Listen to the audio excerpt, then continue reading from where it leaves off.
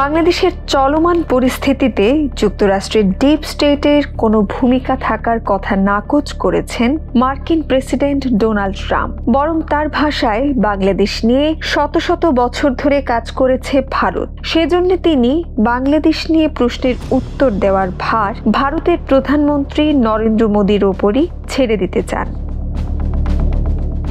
গত বৃহস্পতিবার হোয়াইট হাউসের ওভাল অফিসে ভারতের প্রধানমন্ত্রী নরেন্দ্র মোদীর সঙ্গে দ্বিপক্ষীয় বৈঠকের সময় বাংলাদেশ নিয়ে আলোচনা হয়।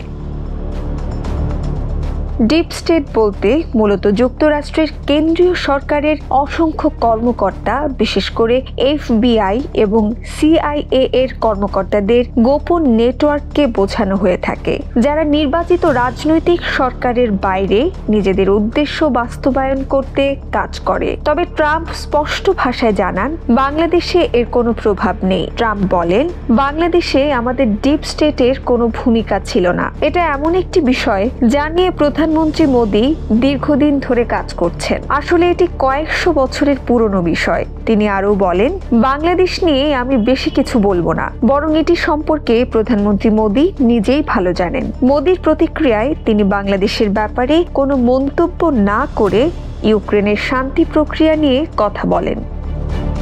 ভারতের প্রধানমন্ত্রী মোদী ইউক্রেনের যুদ্ধ পরিস্থিতির মধ্যেও শান্তি স্থাপন করার জন্য ভারতের প্রতিশ্রুতি এবং ভূমিকা তুলে ধরেন। এরপর পররাষ্ট্র সচিব বিক্রম মিশ্রি সাংবাদিকদের বলেন, বাংলাদেশ নিয়ে আমরা যা বলবো তা দুই নেতার আলোচনায় উঠে এসেছে। প্রধানমন্ত্রী মোদী বাংলাদেশ পরিস্থিতি নিয়ে তার উদ্বেগ জানিয়েছেন এবং ভারত আশা করে যে বাংলাদেশে পরিস্থিতি গঠনমূলক এবং স্থিতিশীলভাবে এগিয়ে যাবে।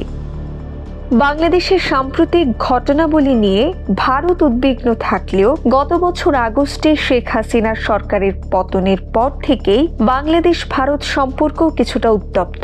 সীমান্তের বেড়া নির্মাণ সহ বেশ কিছু কূটনৈতিক সংকটও দেখা দিয়েছে। এছাড়াও বাংলাদেশের বিভিন্ন রাজনৈতিক ও সামাজিক পরিস্থিতি ভারতকে উদ্বিগ্ন করেছে, যেমন শেখ মুজিবুর রহমানের বাসভবন ভেঙে দেওয়া। বাংলাদেশের বর্তমান পরিস্থিতি এবং সীমান্ত সংঘর্ষ নিয়ে ভারতের উদ্বেগের পাশাপাশি ভারতীয় সরকার বারবার বাংলাদেশে সংখ্যালঘুদের নিরাপত্তা নিয়ে মন্তব্য করেছে।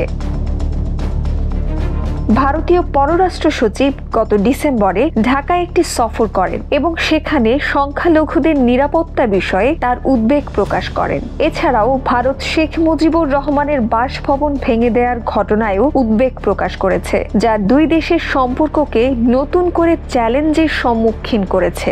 ভারতের পররাষ্ট্র সচিব মিশ্রি উল্লেখ করেন, বাংলাদেশ পরিস্থিতি আরও স্থিতিশীল হলে দুই দেশের সম্পর্ক আরও শক্তিশালী হতে পারে এবং গঠনমূলক পারস্পরিক সহযোগিতা চালিয়ে যেতে পারবে।